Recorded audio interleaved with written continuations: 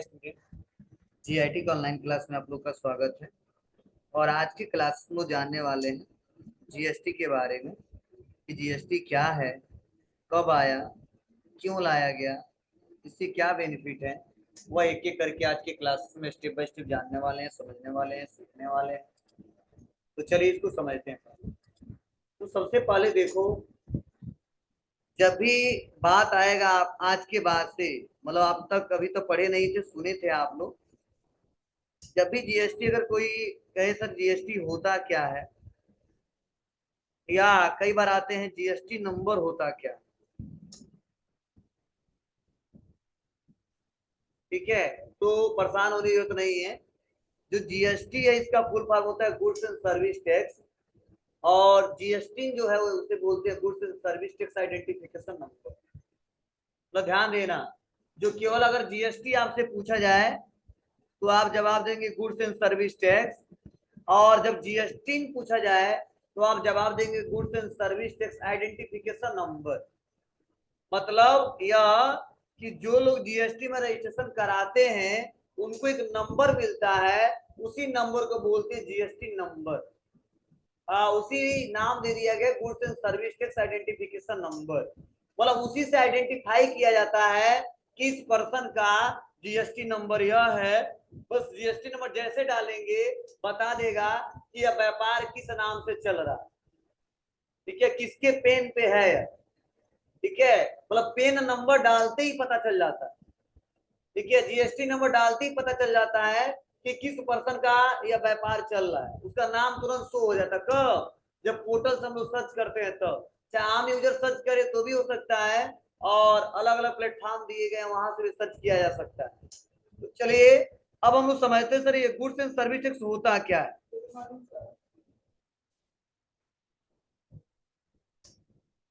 देखो, जब भी आ गया गुड्स एंड सर्विस टैक्स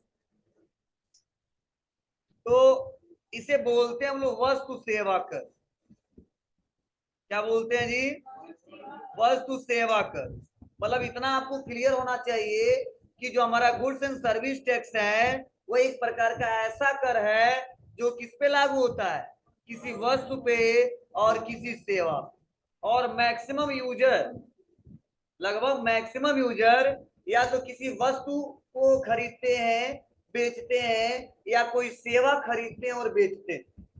जैसे मैं आपको जो सर्विस देता हूं, ठीक है, तो मैं सर्विस बेचता हूं, आप सर्विस खरीदते हो, ठीक है। वकील जो है वो सर्विस बेचता है और उसका आप सर्विस खरीदते हो।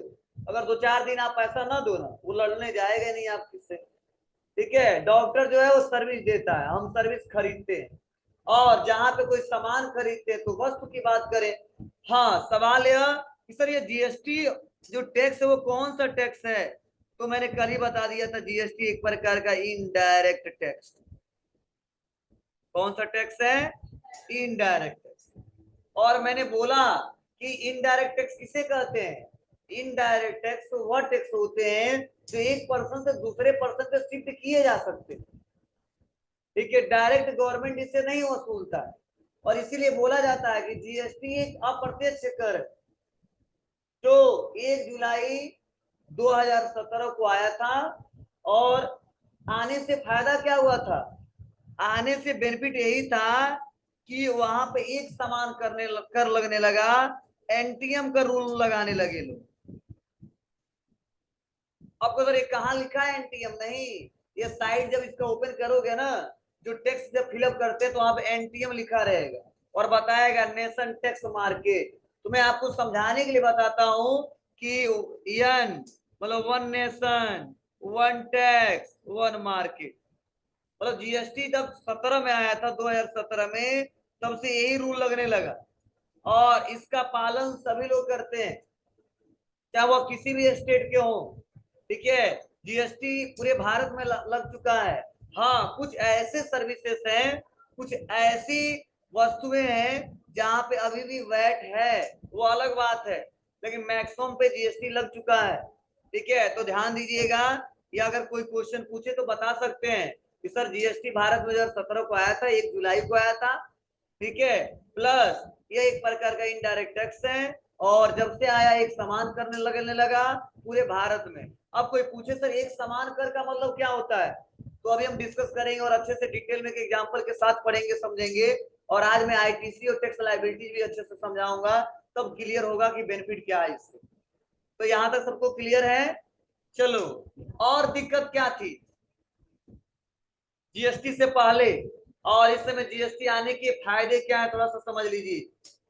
जीएसटी से पहले दिक्कत यह था कि रूल ऐसा बनाया गया था कि जितने सर्विस प्रोवाइडर है, और जितने मैन्युफैक्चरिंग कंपनियां हैं, उन सब पे जो टैक्स लेता था वो सेंट्रल गवर्नमेंट लेता था। ध्यान देना तुम, मतलब जितने बड़े व्यापारी थे, टैक्स जो वसूलता था, ठीक है, जो टैक्स जाता था वह सेंट्रल गवर्नमेंट के खजाने में जाता था। किस व्यापारी का? सर्विस प्रोवाइडर का और मैन्युफैक्चरिंग, अब चाहे वो किसी भी स्टेट में हो। यह जीएसटी से पहले ऐसा रूल था। लेकिन और दिक्कत क्या होती थी, जो लोग ट्रेडर्स थे, कौन?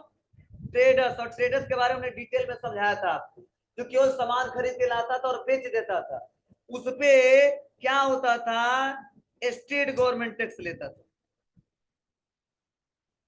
अब बताओ, जो बड़े बड़े व्यापारी थे उन पे तो सेंट्रल गवर्नमेंट ले लेता था, और जो छोटे व्यापारी थे, ठीक है, उस पे स्टेट गवर्नमेंट लेता था। तो दिक्कत यह होती थी कि टैक्स रेवेन्यू के लिए, मतलब टैक्स रेवेन्यू के लिए कोई काम करने के लिए स्टेट गवर्नमेंट को सेंट्रल गवर्नमेंट पे निर्भर रहना पड़ता था, डिपेंडेंट रहना पड़ता था कि सर मुझे यह फंड दीजिए तो मैं यह काम करूंगा। रीजन क्या था? क्योंकि यहाँ पे 1 रुपया आता था तो यहाँ पे 99 रुपया आता था। और समझ जाइए, तो जाहिर सी बात है कोई भी गवर्नमेंट हो, चाहे किसी का सरकार हो, मांगेगा ही मांगेगा सेंट्रल गवर्नमेंट से। तो चलो, पार्टी दोनों सेम है तो जल्दी से सुनवाई हो जाता था। अगर पार्टी अलग अलग है तो बहुत टाइम लगता था। जैसे मान लो सेंट्रल गवर्नमेंट में मोदी जी हैं और यूपी में मान लो अखिलेश जी हैं, तो क्या होगा? ठीक है, 10 बार कहेंगे एक फंड मिलेगा, मिलेगा लेकिन टाइम लगता है, घुमा घुमा के मिलेगा, बहुत परेशान करेंगे लोग। लेकिन वही दोनों सरकार सेम है, तो यहाँ पे मोदी जी हैं, इसे यहाँ पे योगी जी हैं, तो तुरंत योगी जी बोलते हैं, मोदी जी काम कर देते हैं, अगर उस फंड से रिलेटेड होता है तो। मीन्स मतलब क्या था, पहले यही दिक्कत होती थी, ठीक है, और किसका गवर्नमेंट था आप लोगों को पता ही था, ठीक है। तो इस समय ऐसा नहीं है, चाहे इस समय सरकार किसी का भी, बोला गया जीएसटी में कि देखो बाबू, वो चाहे व्यापारी मैन्युफैक्चरर हो, चाहे सर्विस प्रोवाइडर हो, और चाहे वह ट्रेडिंग वाला हो, जिस स्टेट का रहेगा उसमें 2 हिस्सा लगेगा। अगर 18% टैक्स लग रहा है तो ध्यान दो, सेंट्रल गवर्नमेंट के खाते में जाएगा 9% और स्टेट गवर्नमेंट के खाते में जाएगा 9%, जिससे फायदा यह होगा कि स्टेट गवर्नमेंट को टैक्स रेवेन्यू के लिए सेंट्रल गवर्नमेंट पर निर्भर नहीं रहना पड़ेगा, क्योंकि सेंट्रल गवर्नमेंट को तो हर जगह से चाहिए, उसका अकेला तो कोई स्टेट तो है नहीं, पैसा तो हर जगह से चाहिए, और हर एक स्टेट को फंड देगा वो, ठीक है। मतलब समझ जाइए, मेन पावर उसी के पास है, तो जाहिर से तो पैसा आएगा कहाँ से, तो हर एक स्टेट से लेगा। तो इसलिए बोला गया, रूल जीएसटी में लगा दिया गया कि जो बड़े बड़े व्यापारी से सेंट्रल गवर्नमेंट लेता था, अब दिक्कत होती थी स्टेट गवर्नमेंट को। अब ऐसा नहीं है कि यहाँ पे इस समय प्रेजेंट टाइम में ये जो गवर्नमेंट बना है अपने फायदे के लिए किया, फायदे के लिए क्या किया, इसको नुकसान है, ठीक है, पहले तो पूरा ले लेता था, ठीक है, तो आधा बांट दे रहा है, ठीक है। मतलब ये रूल लगा दिया गया, चाहे कोई भी गवर्नमेंट बने, कोई भी सरकार बने, लेकिन यह रूल रहेगा उस स्टेट के लोगों को फायदा हो, ठीक है। क्योंकि पार्टी सेम रहता तो दिक्कत नहीं होती, लेकिन जब पार्टी अलग अलग होगा ना, तो सेंट्रल को इतना परेशान करेगा कि फंड आएगा नहीं। और जाहिर सी बात है, अब 1 रुपया आ रहा है इसमें, ठीक है, स्टेट गवर्नमेंट वाले को जरूरी नहीं है कि 1 रुपया खर्चा ही करेगा, उसमें भी चुराने वाले हैं सब, वो भी कुछ पैसा ले लेगा, काम कितने का करेगा। अब वही मान लो 5 रुपया आएगा, तो अगर 2 रुपया चुरा ले 3 रुपए का काम करेगा, 1 रुपया आएगा तो 50 पैसा चुरा लेगा, तो 50 पैसे काम करेगा।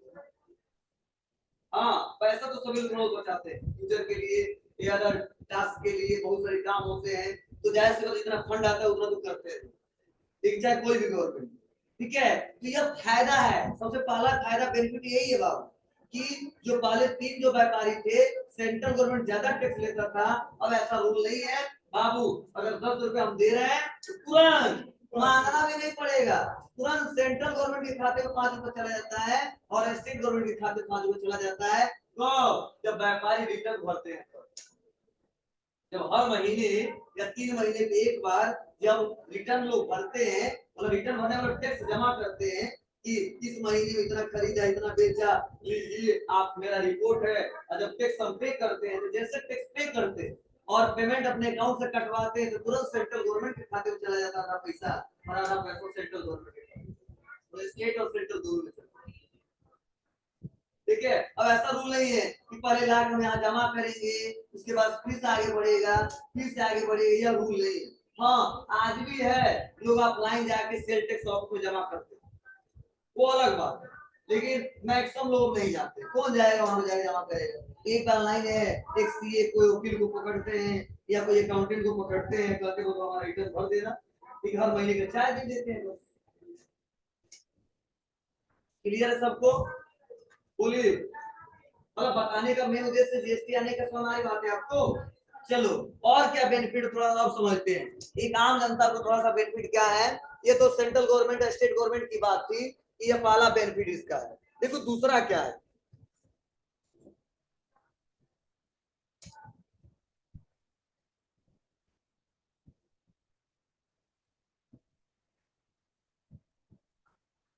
अभी हम थोड़ा सा इसको पढ़ेंगे जो लिखा गया है वो।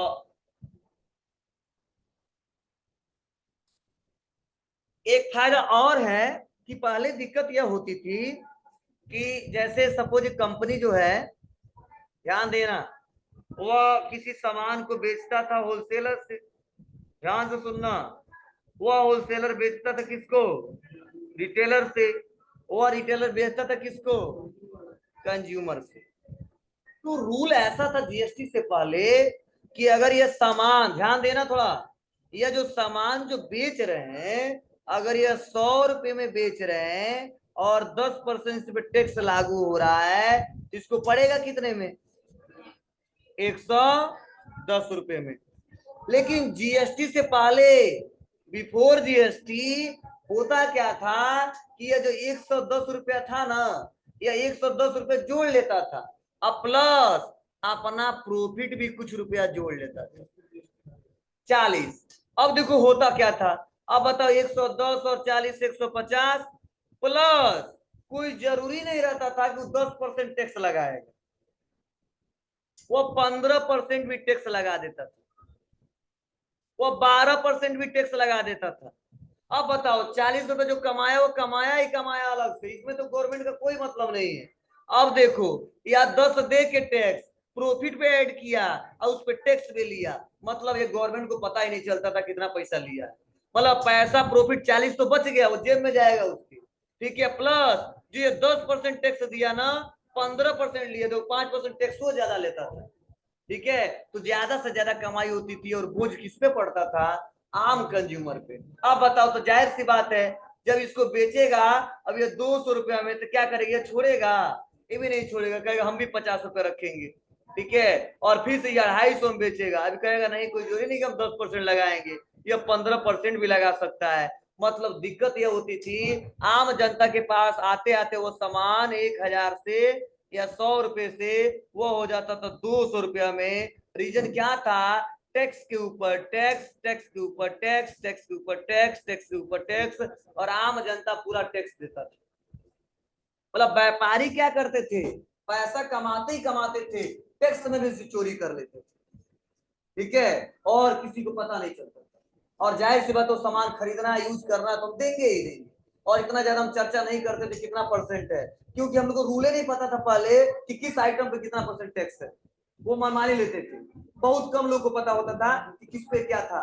लेकिन जब से जीएसटी स्लैब बन गया है कि बाबू इस वाले प्रोडक्ट पे 5%, इस वाले प्रोडक्ट पे 3%, इस वाले पे नील है, मतलब एक भी परसेंट नहीं है, इस वाले प्रोडक्ट पे 18%, इस वाले प्रोडक्ट पे 12%, इस वाले प्रोडक्ट पे 28%, मतलब रूल बना दिए गए और उस कैटेगरी में रख दिए गए। तो अगर हम चाहेंगे ना सर्च करना तो सर्च करके देख सकते हैं किस कैटेगरी में कितना टैक्स है, जैसे मान लो आप लोग रिचार्ज कराते हो, हर महीने में 300 का रिचार्ज कराते हो ना, जोड़ लेना 18% जीएसटी इसमें से, ठीक है। जो सीमेंट उमेंट उस पर 28% है, कपड़े पे 12% है, ठीक है, कोयले पे 5% है, ठीक है। कुछ ऐसे हैं तो रटना नहीं है, हम लोग को जब काम करेंगे तो स्लैब मिलेगा, आइटम मिलेंगे, खरीदेंगे बेचेंगे तो आसानी तरीके से उसका यूज कर सकते हैं, ठीक है। इलेक्ट्रॉनिक गुड्स पे सबसे ज्यादा है, इलेक्ट्रॉनिक पे। हाँ, तो क्लियर है सबको?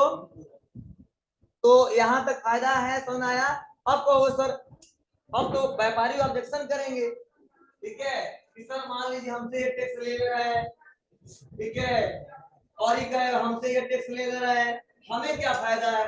और शुरुआत में ही दिक्कत था, बड़े बड़े व्यापारी धरना प्रदर्शन कर गए कि नहीं ये रूल हटाइए, रूल हटाइए, रूल हटाइए, हमें नुकसान है, व्यापार नहीं चलाएंगे, ठीक है। गवर्नमेंट ने कहा परेशान मत हो, आपको प्रॉफिट से मतलब है ना, कि पैसा आप ऐड करके ले लो, लेकिन हमारा टैक्स क्यों चोरी करोगे? ठीक है, टैक्स तो मत लो, हम आपको कुछ सुविधा दे रहे हैं, ठीक है। कुछ डील हुआ बहुत सारे व्यापारियों के बीच, ठीक है, धीरे धीरे धीरे शुरुआत में लागू करने में थोड़ा टाइम लगता है, कुछ भी नया लाने। अब रूल क्या लगाया गया? यहाँ पे रूल लगाया गया आईटीसी और टैक्स लायबिलिटी, इसका आईटीसी और टैक्स लायबिलिटी का। अभी आईटीसी क्या होता है, टैक्स लायबिलिटीज क्या होता है, अभी हम लोग नेक्स्ट क्लास में पढ़ेंगे, ठीक है, डिस्कस करेंगे, बस थोड़ा सा हम बता देते क्या होता है, ठीक है, यह हम पढ़ाएंगे आपको। देखो, जब गवर्नमेंट का कोई बात है हम आपको आईटीसी देंगे तो जानते हो क्या फायदा हुआ? फायदा यही हुआ कि अगर सामान ये 100 रुपए में खरीदे और 10 रुपए टैक्स दिए, और किसको? कंपनी वाले को। कौन? होलसेलर। तो होता क्या था, अब देखो ये बेच दिया किसको? रिटेलर को, और ले लिया 20 रुपया, तो कहेगा गवर्नमेंट ऐसा रूल बनाया जीएसटी में कि बाबू परेशान मत होना, आप खरीदते समय टैक्स कितना दे दिए हो? 10 रुपया। बेचते समय कितना ले लिए हो? 20 रुपया। तो 10 रुपया पहले दे दिए हो, और दिख रहा है तुम्हारे नाम से 20 रुपया, तो 10 दे दिए और 20 लिए, तो 20 मत देना, नहीं तो फिर से 30 हो जाएगा, ठीक है। तो कहता है कि माइनस कर दो, 20 में से माइनस कर देना 10, जो बचेगा वो हमको दे देना, तुम्हें कोई नुकसान नहीं होगा। हाँ, अब बीच में जो कमाना वो आपका। अब कमाओगे क्या? जो मार्जिन ऐड करोगे, जैसे मान लो 100 रुपए का है, 15% मार्जिन ऐड कर लिए, 20% मार्जिन ऐड कर लिए, मतलब मार्जिन प्रॉफिट कितना ऐड कर रहे हो, मतलब उसमें तो खर्चे हैं, हम मजदूर रखे हैं, सेल्समैन रखे हैं, अकाउंटेंट रखे हैं, लाइट का व्यवस्था किए हैं, बहुत सारे खर्चे हैं। तो ये गवर्नमेंट कहेगा नहीं 100 रुपए खरीद 100 में बेचो, ठीक है, नहीं या नहीं मना करेगा, ठीक है। तो मान लो ये 150 का पड़ा था, 200 में बेच दिए, तो फायदा हुआ कि नहीं हुआ? हुआ। मतलब तो देखो, ये जो पैसा 10 रुपया है ना, इसे बोलते हैं आईटीसी, और जो 20 रुपया है ना उसे बोलते हैं टैक्स लायबिलिटी। वो रूल है। अब क्या रूल है, कैसे काम करता है, मैं आगे थोड़ा पढ़ाऊंगा आपको, थोड़ा देख लेते हैं इसमें क्या लिखा गया है, जो हमने समझाया है वही बताया गया है, थोड़ा देख लो यहाँ से। देखो यहाँ पे गुड्स एंड सर्विस टैक्स के बारे में हमने थोड़ा बताया था, ठीक है, थोड़ा सा और भी थोड़ा हम पढ़ लेते हैं। देखो बताया जा रहा है कि it is income of government which is collected either directly और इनडायरेक्टली, ठीक है। मतलब देखो ध्यान देना, जो हमारा गुड्स एंड सर्विस टैक्स है, जो हमारा टैक्स है, ठीक है, जो गवर्नमेंट जो टैक्स कलेक्ट करता है, जो मेन इनकम का जो स्रोत होता है, वो क्या क्या होता है? जीएसटी के साथ साथ मतलब मैनुअली जितने टैक्स होते हैं वो होते हैं, प्लस जो गवर्नमेंट जो कलेक्ट करता है, जो टैक्स कैसे करता है? डायरेक्टली और इनडायरेक्टली। मतलब टैक्स क्या है? इनकम का एक मेन स्रोत है, जो गवर्नमेंट वसूलता है, कैसे कलेक्ट कैसे करता है? डायरेक्ट या इनडायरेक्ट। लेकिन ध्यान दो, यहाँ पे मैंने आपको बताया था कि in the other word we can say that tax is the financial charge. Tax क्या है? Financial charge. फाइनेंशियल चार्ज मतलब क्या? बोलिए, फाइनेंशियल चार्ज मतलब कोई बता दे।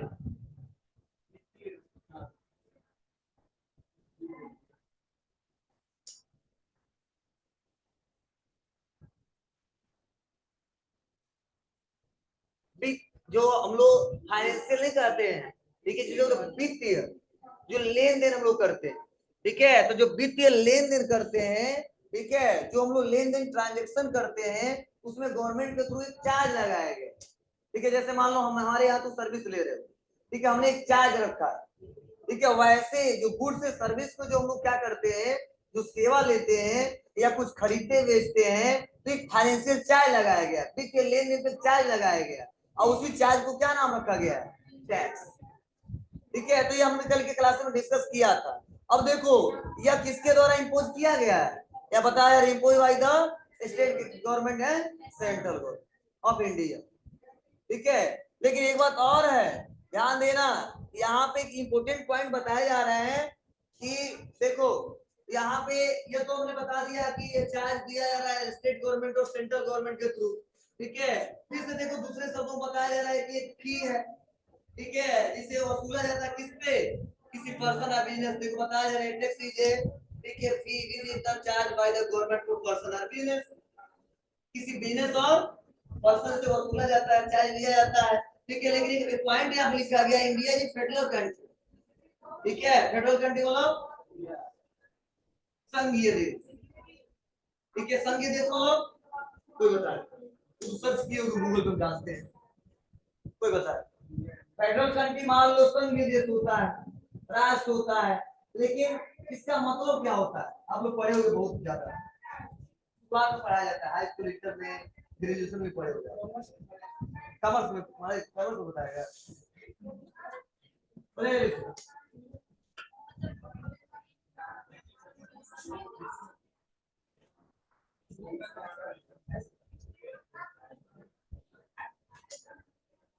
चलो यूएसए क्या है, कौन सा देश, संघीय देश नहीं। मतलब ध्यान देना, मतलब ऐसा राष्ट्र जहां पे दो लोग का शासन चले, स्टेट गवर्नमेंट और सेंट्रल गवर्नमेंट। ठीक है, जैसे यूएसए की बात करें तो मेन पावर किसको दिया गया, राष्ट्रपति।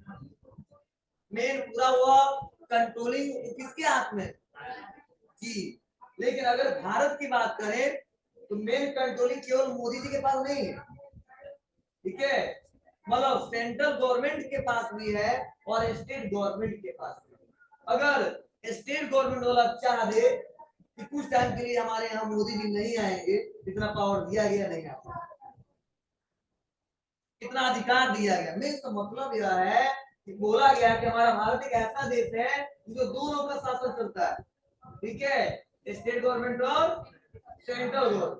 ठीक है, तो यह बार बार, लेकिन कुछ ऐसे स्टेट है, मान लो रसिया की बात करो, ईएससी की बात करो, मैक्सिमम कुछ ऐसे कंट्रीज आपके और राष्ट्र वो कहेगा जो होगा, अब चाहे जितने लोग जाए आए उसे मतलब नहीं। ठीक है, यहाँ पे नहीं है, ये सेक्टर वाइज, ठीक है, बनाए गए सिस्टम बनाए गए। तो मैक्सिमम कंट्री ऐसे हैं जो संघीय देश है, और मैक्सिमम ऐसे हैं जो बस एक ही का शासन। ठीक है ना, तो ये आपको पहले ही पढ़ाया गया है, बताया गया है। ठीक है, आगे बढ़ते थोड़ा सा हम लोग जीएसटी के बारे में थोड़ा सा समझते हैं। ठीक है, तो जाहिर सी बात है दोनों को पावर दिया गया है। ठीक है, मतलब टैक्स कलेक्ट करने का सेंट्रल गवर्नमेंट को, लेकिन दिक्कत क्या होती थी, देखो बताया जा रहे हैं आपको। ठीक है, कि before the GST according to the power, ठीक है, देखो ध्यान देना, जीएसटी से पहले क्या होता था, पहले जो कॉन्स्टिट्यूशन में हमारे संविधान में जो लिखा था उसमें बताया गया था the central government can levy tax on the manufacturer of goods and rendering of services. ठीक है, the state can levy tax on the sale of goods. देखो दिक्कत क्या होती थी, मतलब बताए गए थे संविधान में ऐसा लिखा गया था, ठीक है, कि सेंट्रल जो गवर्नमेंट है वो मैन्युफैक्चरर ऑफ गुड्स, ऐसा व्यापारी जो किसी गुड्स को प्रोड्यूस करता बनाता है, एंड रेंडरिंग सर्विसेज जो सर्विस रेंडर करता है, उस पे जो टैक्स लेगा कौन लेगा, सेंट्रल गवर्नमेंट को पावर दिया गया था। और स्टेट गवर्नमेंट को पावर किस पे दिया गया था, सेल ऑफ गुड्स। और सेल ऑफ गुड्स कौन करेगा, ट्रेडर सामान खरीद के लाएगा और उसको बेच देगा। ठीक है, लेकिन आप बताओ क्या ऐसा रूल है इस समय, नहीं है। कब से, जब से जीएसटी आया तब से। ठीक है, चलो आप लोग देखो फिर से यहाँ पे बताया जा रहा है, कि इंडिया ये federal country where both the central and state government, ठीक है, have the power to levy and the collect tax through the, ठीक है, मतलब मैनुअल तरीके से क्या है इस समय, मतलब भारत हमारा संघीय देश है, इस समय दोनों को पावर दिए गए टैक्स कलेक्ट करने का। कब आया था बाबू? तो इसको एक एक करके डिटेल में आप लोग एक एक करके पढ़ते रहना। हाँ, ये आने से फायदे क्या हुए, बेनिफिट क्या हुए? लगभग जो हमारे 1000 टैक्स थे वो 80% टैक्स इसमें सम्मिलित हो गए। कौन कौन से? तो देखो यहाँ पे बताया भी जा रहा है कि GST is a business reform and the beyond just modification of the rate of tax, GST is changing the process of compliance thereby the resulting in the way the business operate. ठीक है, अब देखो क्या हुआ है, जब से GST आया है ना तो हमारे टैक्स रेट में बहुत सारे मॉडिफिकेशन हुए, और जो क्रिटिकल कंप्लायंस थे, जो बहुत सारी दिक्कतें होती थी, उसको बहुत ही सिंपल तरीके से इसको ऑपरेट किया जाए। अब कैसे ऑपरेट किया जाता है? तो देखो इस समय जीएसटी में ना इनवॉइस को मैच कराया जाता है। अब क्या कंसेप्ट है देखो बताया जा रहा है कि with the concept of invoice matching, मतलब पहले क्या होता था, आप कितने का खरीदे कितने का बेचे या गवर्नमेंट नहीं देखता, बस आप एक रजिस्टर लाके दिखा दिए सर इतना टैक्स हमको देना है, सेल टैक्स वाले समझ लेते थे और उसमें बहुत ज्यादा चोरी होता था, दिक्कत नहीं होती थी। लेकिन यहाँ पे देखो जीएसटी का कंसेप्ट कहता है कि आपको इनवॉइस मैचिंग करा। इनवॉइस मैचिंग बोलो, हेलो, आप जितने का खरीदे हो वो बिल आप हमको दिखाना, जितने का बेचे हो वो इनवॉइस आप शो कराना। कहाँ पे? हमारे जीएसटी के पोर्टल पर। काम भी नहीं चलेगा मैनुअली, मतलब हम कितने लाख का खरीदे वो रिकॉर्ड, मतलब और बिल नहीं दिखाएंगे, मतलब इनवॉइस किससे रिपोर्ट करेंगे? टैली से, बीजी से, मार्क से, सेफ से, अलग अलग अकाउंटिंग साथ में। हाँ, अब क्या बोले, देखो जब परचेज करेंगे ना तो कम करके नहीं दिखाएंगे, सेल करते कम करके दिखाएंगे। दिक्कत क्या होगा, हम 1 लाख का खरीदे, टैक्स दे दिए 10,000 और दिखाया 90,000, तो हमारा ही नुकसान है ना। बेचेंगे 10 रुपए का तो दिखा सकते हैं आपको, मतलब खरीदते समय कम ना दिखाना, तो दिक्कत हो जाएगी, व्यापारी बर्बाद हो जाएगा। ठीक है, तो क्लियर है आपको? बोलो। उसके बाद इनवॉइस मैचिंग में समझ आ रहा है, प्लस फाइलिंग समराइज रिटर्न, मतलब देखो जो होता क्या है, हर महीने कुछ व्यापारी हर महीने टैक्स भरते हैं, रिटर्न फाइल करते हैं समरी के साथ, कुछ क्वार्टर से बोला गया है समराइज रिटर्न, मतलब उसका समरी ग्रुप में रिटर्न भरा जाता है, फिलअप किया जाता है, दिया जाता है किसको? गवर्नमेंट के पोर्टल पे।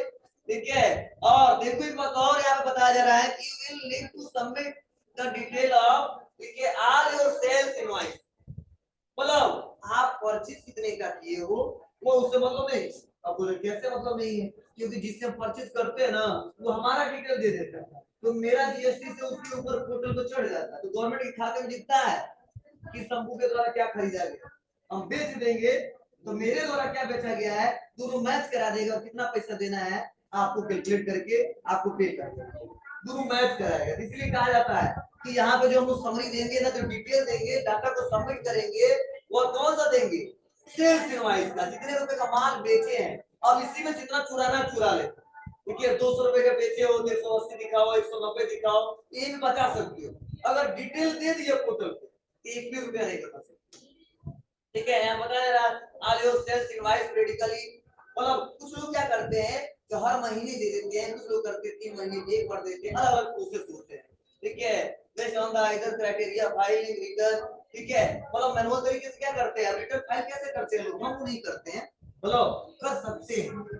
ठीक है, एक अकाउंटेंट अच्छे से कर सकता है, लेकिन दिक्कत क्या होती है, आप सीखने जाओगे ना तो पहले आपके अंडर में, ठीक है, लोग रहते हैं काम करते हैं, अकाउंटिंग का कोर्स करोगे, लेकिन आप एक सीए के अंडर में काम करोगे, वकील रहेंगे, वो थोड़ा सा प्रोसेस अच्छे से जानते हैं, चलाओगे तुम ही, ठीक है, सारा प्रोसेस तुम ही करोगे, लेकिन वो चेक वही करेगा, साइन का वैल्यू, ठीक है, वो एग्जैक्ट मैच कराए। मैक्सिमम सीए क्या करते हैं, टाइम उनके पास नहीं रहता, जानते क्या करते हैं, कहते सर हमारा थोड़ा सा वो भर दीजिएगा, रिटर्न भर देते हैं, लेकिन कई सीए ना एक व्यापारी नहीं पकड़े रहते, बहुत सारे व्यापारी को पकड़े रहते हैं, मतलब एक ब्रांडेड सीए रहता है तो किसी कंपनी में रहता है, उस कंपनी को खूब मेहनत करता है और उस कंपनी को आगे लेवल तक बढ़ाता है। देखिए सीए का तैयारी की लेकिन उतना फेमस नहीं है, ठीक है, थोड़ा सा लो लेवल पे है, पढ़ते तो सभी लोग बीटेक तो सभी लोग करते हैं, तो मैक्सिमम लोग कुछ कंपनी में जाते हैं, कुछ लोग से घूमते रहते हैं। वैसे ये भी है, सीए का तैयारी तो बहुत सारे लोग किए, कुछ लोग कंपनी ज्वाइन कर लिए, कोई सोचता नहीं मैं अपना व्यापार करूंगा और कई सारे बिजनेसमैन को अपने साथ जोड़ूंगा, कनेक्ट करूंगा। कोई समझे जो छठ के आते हैं ना वो सबसे ज्यादा पैसा कमाएंगे, ठीक है। क्या करेगा, मार्केट में अच्छे मार्केट में जाएगा, 10-15 कस्टमर को पकड़ेगा बिजनेसमैन को और कहेगा सारा अकाउंटिंग में संभालूंगा। अब वो क्या करेगा, सीए अपने अंदर कई सारे अकाउंटेंट को रखेगा, सारा वो ऑपरेट वो करेगा, बोला अकाउंटिंग काम हम करेंगे, वो निर्देश वो देगा और लास्ट में जाकर वो चेक कर लेगा गलत या सही है, और हर एक व्यापारी से बिल हुआ होगा कि हर महीने में आपसे इतना तो पढ़ाना बहुत सारे व्यापारी जो 10 लोग 15 लोग 20 लोग का काम करते हैं और एक सीए करता है और उसके पास 10-15 अकाउंटेंट काम करते हैं, आप लोग जैसे पढ़ के जाते हैं। और क्यों करते हैं, क्योंकि हमको सीखना भी है तो जानना है, क्योंकि वही तैयारी करके आया है कि उसमें वही पढ़ाई किया जाता है, ठीक है ना। ये जीएसटी जानते हो ना, कई सारी बुक आ चुकी है, पढ़ते रह जाएंगे, बहुत सारे रूल है इसके, लेकिन हम लोग क्या कर सकते हैं उतना हम आपको पढ़ा दे रहे हैं, बता दे रहे हैं, ठीक है, जिससे आप आसानी तरीके से काम कर सकते। और ये बुक बन चुके हैं, ला में लिख दिए गए, लेकिन धीरे धीरे इसको इंक्लूड किया जा रहा है, एक बार कर देंगे ना तो दिक्कत हो जाएगी, ठीक है। तो अभी फाइल इतने फार्म बना दिए गए हैं, लेकिन फार्म चल रही कर रहा है, ठीक है। जीएसटी R1 2AB यही सब चल रहे हैं, अगर आगे अगर प्रोसेस 9 बहुत सारे आ चुके हैं तो धीरे धीरे लागू कर दिए जाएंगे और आसानी तरीके से उसका इस्तेमाल भी करना सीखेंगे, कोई ऑब्जेक्शन भी नहीं करेगा, एक बार कर देंगे तो दिक्कत हो जाएगी। ये देखे तो लॉकडाउन लगा तो कैसे लगा था, कैसे लगा था, पहले ही दिन के लिए लगा था, कितने दिन लगता है, हाँ नहीं एक दिन तो वैसे कहा था 12 घंटा बंद रहे, ठीक है, चेक करने के, और उसी रात को लगभग 2 दिन या 3 दिन का लग गया, ठीक है। तो यही तरीके हैं। हाँ एक पॉइंट और, जीएसटी आने से सारे काम क्या हो गए, डिजिटल ही हो गए। तो देखो यहाँ पे बताया जा रहा है कि डिजिटाइज इट्स बुक कीपिंग, ठीक है, मतलब जो भी हम लोग काम कर रहे हैं, हम क्या कर रहे हैं, हम लोग डिजिटली कर रहे हैं, कंप्यूटर के माध्यम से कर रहे हैं, ठीक है। और ये तो मैंने आपको लिखवाया ही लिखवाया, बताया ही बताया कि जीएसटी एक प्रकार का इनडायरेक्ट टैक्स है जो गुड्स और सर्विस पे एक साथ एक समान रूप से लागू किया गया है। जीएसटी तीनों प्रकार के business, traders, manufacturer, service provider पर लागू होता है, ठीक है। अब क्यों आया ये सब मैं आपको डिटेल में पढ़ा दिया, ठीक है। जीएसटी आने से सिंपल स्ट्रक्चर हो गया, बहुत सारे टैक्स को चेंज कर दिया गया, एक में सम्मिलित कर दिया गया है, ये भी सारे प्रोसेस बताया जा रहा है, ठीक है। तो आप लोग एक एक करके पढ़ते रहिएगा इसको, हम आपको कल से पढ़ाएंगे ड्यूअल जीएसटी मॉडल, हाँ आगे पढ़ाएंगे। जीएसटी नंबर का एक टॉपिक है, देखो यहाँ पे नीचे क्या है, इसको अच्छे से समझाएंगे कितने अंक का होता है, कैसे होता है, ठीक है बाबू। और भी कोई दिक्कत है, कुछ पूछना तो पूछ लो हमसे।